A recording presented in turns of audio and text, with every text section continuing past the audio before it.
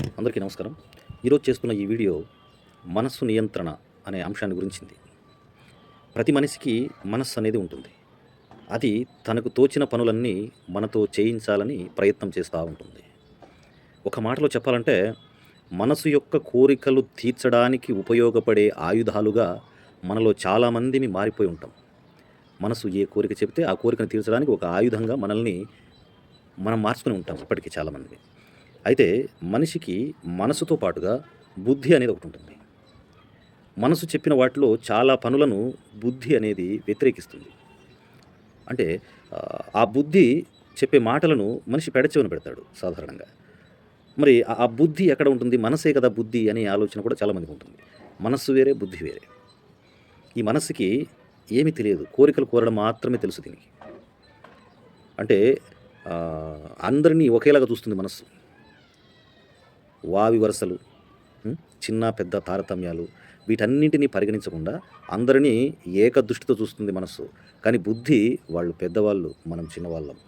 ఆ అమ్మాయి చెల్లెలవుతుంది, ఈమె పిన్ని అవుతుంది, ఇలాంటివి చెప్పేదే బుద్ధి. అది మనకు చెప్తా ఉంటుంది బుద్ధి.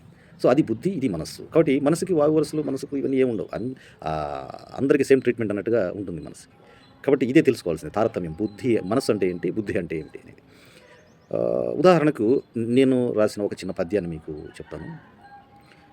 జిహ్వగోరు దాన్ని నోటికందించేవు, ఉదర బాధలెల్ల మరచిపోయి, నాల్కకేమి తెలియు జఠరమ్ము కష్టంబు, నాల్కకేమి తెలియు జఠరమ్ము కష్టంబు, మదిన నిల్పు గురుని మంచి మాట, మదిన నిల్పు గురుని మంచి మాట.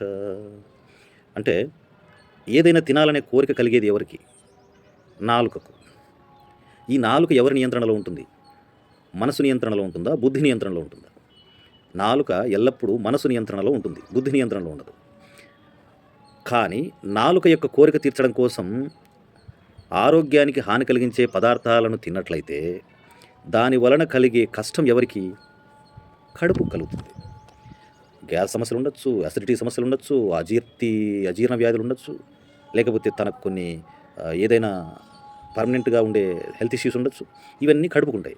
కానీ నాలుకకు ఇవన్నీ తెలియవు. తనకు కావాల్సింది తను తినాలి. పోనీ అది ఎంజాయ్ చేస్తుందా? అది మాత్రమే, అది కొద్దిసేపు ఎంజాయ్ చేస్తుంది. కానీ పర్మనెంట్గా ఇబ్బంది పడేది ఎవరు? కడుపు. నోటిలో పళ్ళు లేని ముసలాయన కూడా ఎముకను కొరకాలనే ఉంటుంది. అయితే తనకు పళ్ళు లేవనే సంగతి గుర్తు చేస్తుంది చూడండి, అదే బుద్ధి. తాను ఎముకను కొరకాలనుకుంటాడు. అప్పుడు ఒక విషయం గుర్తు చేస్తుంది. ఒకటి ఏదది? బుద్ధి వచ్చి ఒక విషయాన్ని గుర్తు చేస్తుంది. నీకు పళ్ళు లేవయా అని చెప్తుంది. అలా చెప్పినప్పుడు అప్పుడు అదే బుద్ధి. అంటే అట్లా గుర్తు చేసేదే బుద్ధి. మన స్థితిని ఎప్పటికప్పుడు గుర్తు చేసేదే బుద్ధి. మరి ఈ బుద్ధి ఎలా మనిషికి లభిస్తుందయ్యా అంటే, మనం గురువుల ద్వారా, పెద్దల ద్వారా, సత్సాంగత్యము ద్వారా, గ్రంథ పఠనము ద్వారా, అనేక విషయాలు, ధర్మ సూక్ష్మాలు తెలుసుకోవడం ద్వారా జ్ఞానము లభిస్తుంది. ఆ జ్ఞానమే మనకు బుద్ధిని ప్రసాదిస్తుంది. కాబట్టి జ్ఞానార్జన చేయడమే పరమావధిగా మనము అభ్యసనం అనేది చేయడం మంచిది. తద్వారా ఏమవుతుందంటే బుద్ధి కలిగిన జీవితాన్ని అనుభవిస్తాడు, విలువలు కలిగిన జీవితాన్ని మనిషి అనుభవిస్తాడు. ఈ విధంగా లభించిన బుద్ధి అనేది మనస్సును నియంత్రిస్తుంది. మనస్సును నియంత్రిస్తే అది శరీరంలో ఉండే ఆర్గాన్స్ను నియంత్రిస్తుంది, ఇంద్రియాలను నియంత్రిస్తుంది.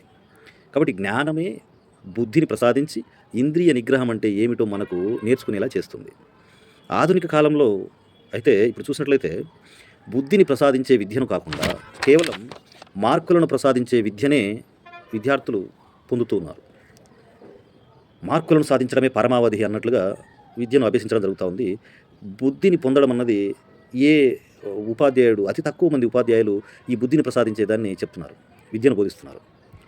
తద్వారా ఏమవుతుందంటే భవిష్యత్తు తరం చాలా భయంకరంగా తయారవుతుంది. ఇప్పటికే క్రైమ్ రేట్ విపరీతంగా పెరుగుతూ ఉంది. వింత పోకడలు, వింత వింత నేరాలన్నీ వస్తున్నాయి.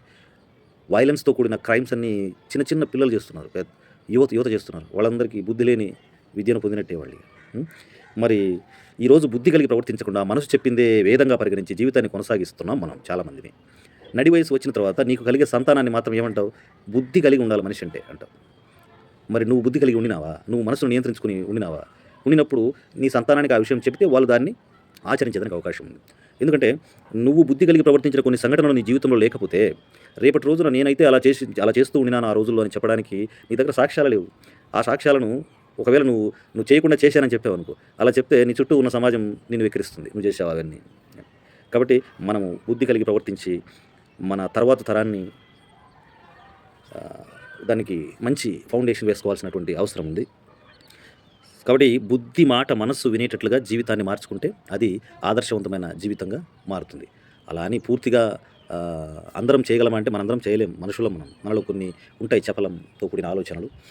కాబట్టి కొంతకు కొంతైనా ఈ బుద్ధి కలిగి ప్రవర్తించినట్లయితే, ఇంద్రియాలను నిగ్రహించుకున్నట్లయితే మన యొక్క కష్టాలను మనం తీర్చుకునే అవకాశం ఉంది.